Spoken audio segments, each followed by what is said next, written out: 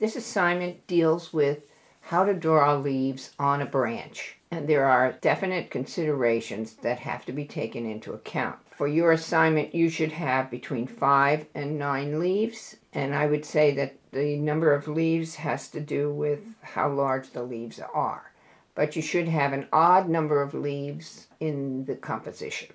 You want to look and study this branch that you have selected, turn it in different directions, see which side is the most appealing to you.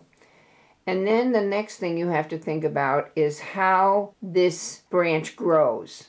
So it's very important that the angle of the branch and the way the leaves fall from that branch is taken into consideration when you are mounting this branch to your helping hands. So I've set this branch up in this fashion. It happens to be a ficus branch, and those leaves tend to be very droopy. The stems point upwards so that the drooping leaves will catch the light as much as possible. This is a specimen that I will draw from to show you how to go through this process of drawing leaves on branches. So as you can see, some of these leaves are behind others, some overlap, some are almost hidden. So one of the things we're going to learn is how to go through the process of drawing leaves that are in the back and in the front so that we create a certain amount of depth and make this branch look realistic. What's important is that they all relate and look like they come off this main stem, which is right in here.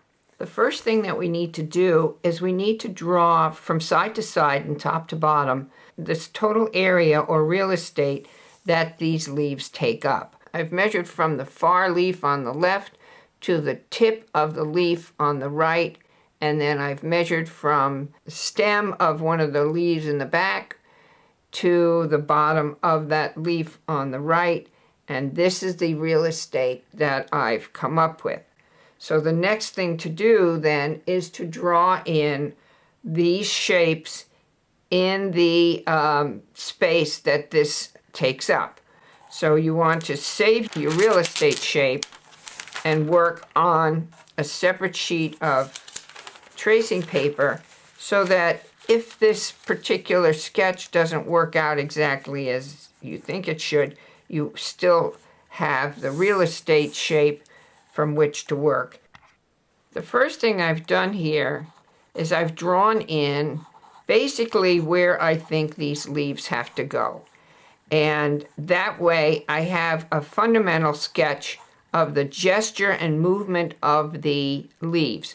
And you can see that I am within the framework of the real estate and that the details go from right to the edges of the real estate. You don't want to draw inside the box, you want to draw to those edges because that gives you the true size of the subject. Now I will go back and I can remove this real estate page.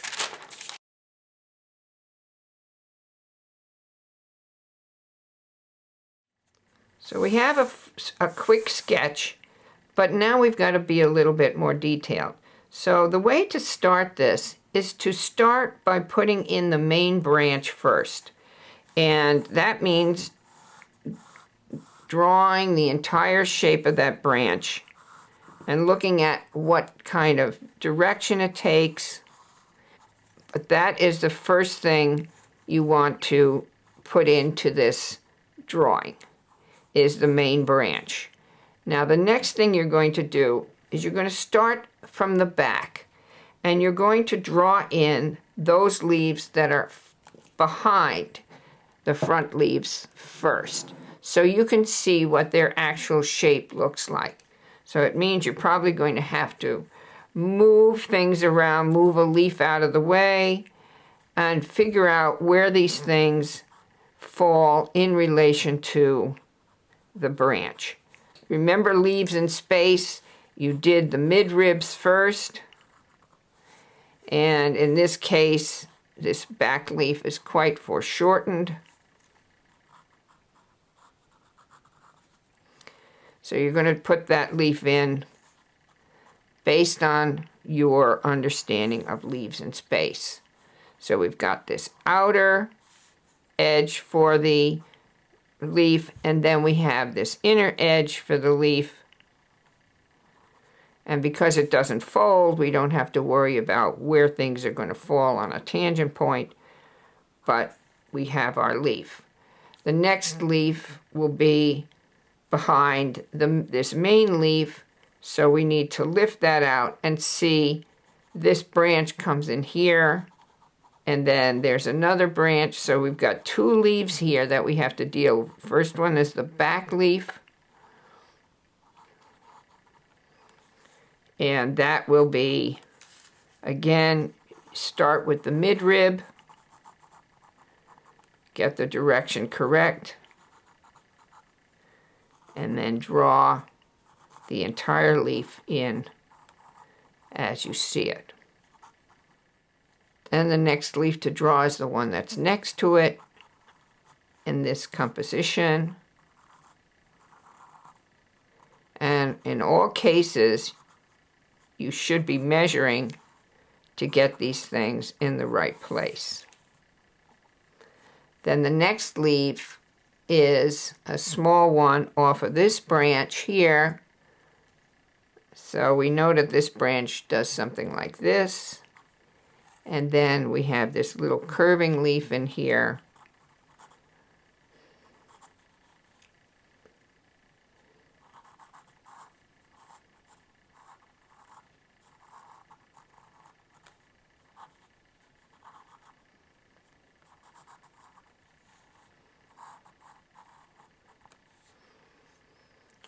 And now you're ready to do the front leaves. So what we want to do now is look at where this front leaf relates to the branch and where we have this intersection here. And so this leaf now will, as you can see, come a little differently or fall a little differently from my sketch. You need to erase what the front leaf hides of the leaves behind.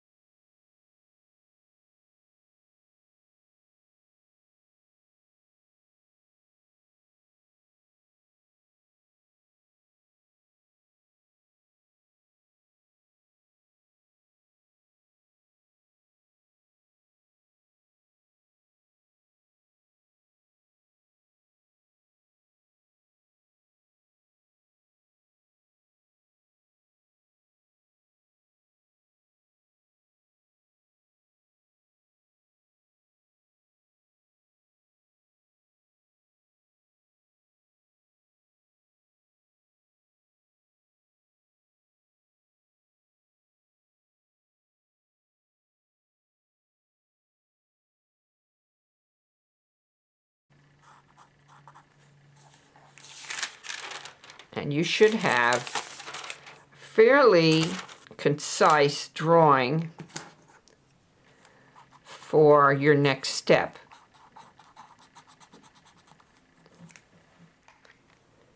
Now that we have a good idea of the placement and the size of these shapes and the relative detail, now it's time to go in and really work on the fine points that make this subject its own. So we're going to put this under tissue again.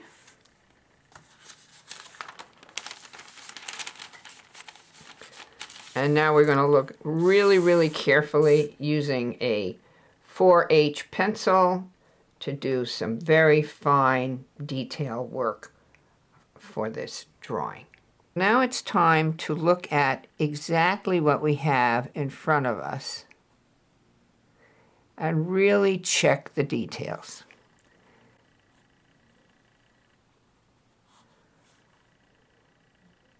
That means giving the branch its thickness, seeing how each section joins into another,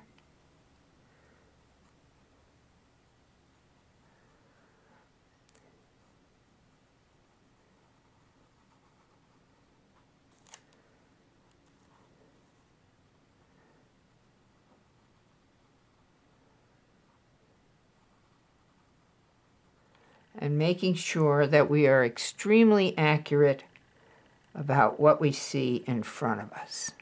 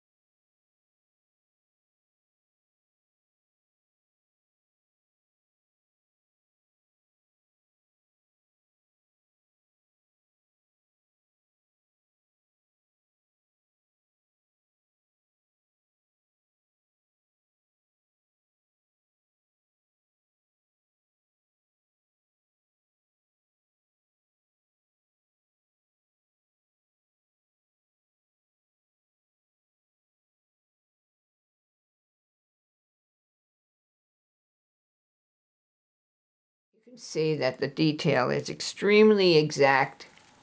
You don't want to have to make any changes on the drawing paper once this has been transferred. So all the real details need to be refined before you get to that stage of rendering.